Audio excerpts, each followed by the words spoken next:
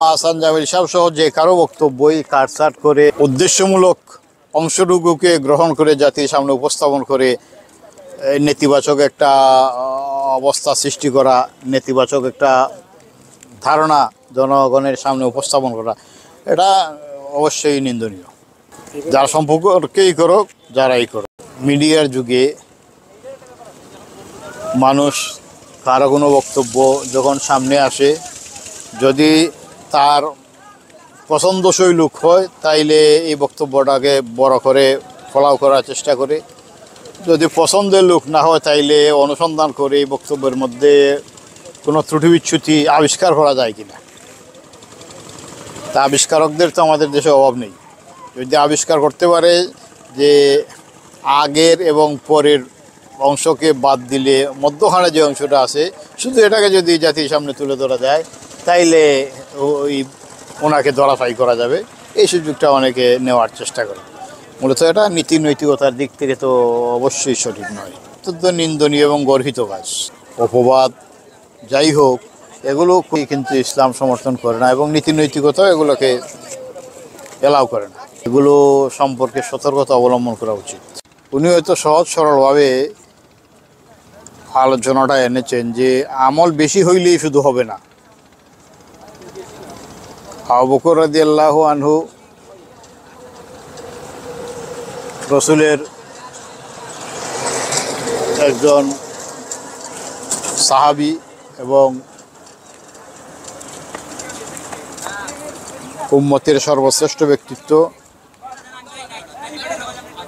ওনাদের আমলের সাথে মূলত পৃথিবীর কারো কোনো আমল তো দূরের কথা, পৃথিবীর সকল মানুষের সকল আমলকেও তুলনা করা যায় না।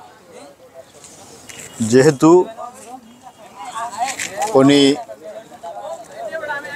আশারায়ে মুবাশশারাদের মধ্যে একজন, 4 জন খলিফার মধ্যে প্রথম এবং রাসূলুল্লাহ সাল্লাল্লাহু আলাইহি ওয়াসাল্লামের সবচেয়ে কাছের বন্ধু এবং সোহবতপ্রাপ্ত,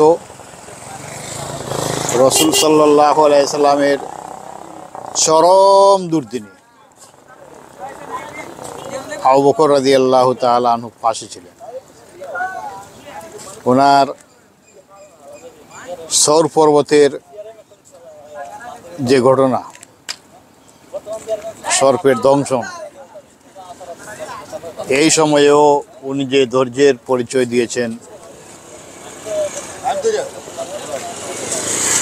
সর্বোপরি উনি খলিফা নির্বাচিত হওয়ার পরে যখন চতুর্দিক থেকে ফিতনা মাথাচাড়া দিয়ে উঠেছিল, হযরত আবু বকর রাদিয়াল্লাহু তাআলা আনহু তখন দ্ব্যর্থহীন ভাষায় ঘোষণা করেছিলেন যে আয়ান কুসুদ্দিন ওয়া আনা হাই, যাকাতের ব্যাপারে শিথিলতা দেখাবে, বিভিন্ন বিষয়ে ইসলামের অন্যান্যরা দুর্নাম করবে, আর আমি আবু বকর পৃথিবীতে থাকবো তা হতে পারে না, হয় আমি থাকবো না হয় তারা থাকবে। আমার বিদ্যমান থাকা অবস্থায় দিনের ব্যাপারে কোনো ধরনের ত্রুটি বিচ্যুতি বরদাস্ত করা হবে না। বিশ্বের বিখ্যাত মনীষীরা মন্তব্য করেছেন যে আবু বকর রাদিয়াল্লাহু তাআলা আনহুর সারা জীবনের সব কিছুর দরকার নেই, শুধুমাত্র এই সংক্ষিপ্ত কথাটা, এই সংক্ষিপ্ত বক্তব্য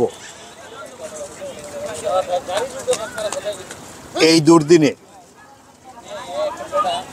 যে রেখেছিলেন, এই বক্তব্যটাই আয়ান কুসুদ্দিন ওয়া নাহাই হযরত আবু বকর রাদিয়াল্লাহু তাআলা আনহুকে জীবন্ত করে রাখার জন্য যথেষ্ট। সুতরাং এ বিষয় সম্পর্কে বেশি বলার অবকাশ নেই। আমরা আল্লামা আহসান জামিল দামাত বারাকাতুহুমের প্রতি শ্রদ্ধাশীল। ওনার ইলম আমলে আল্লাহ পাক রব্বুল আলামিন আরও বেশি বরকত দান করুক এবং ওনার ধারালো বক্তব্য যেন আমরা সহজভাবে গ্রহণ করতে পারি, এভাবে উপস্থাপন করার আল্লাহ বেশি তৌফিক দান করেন।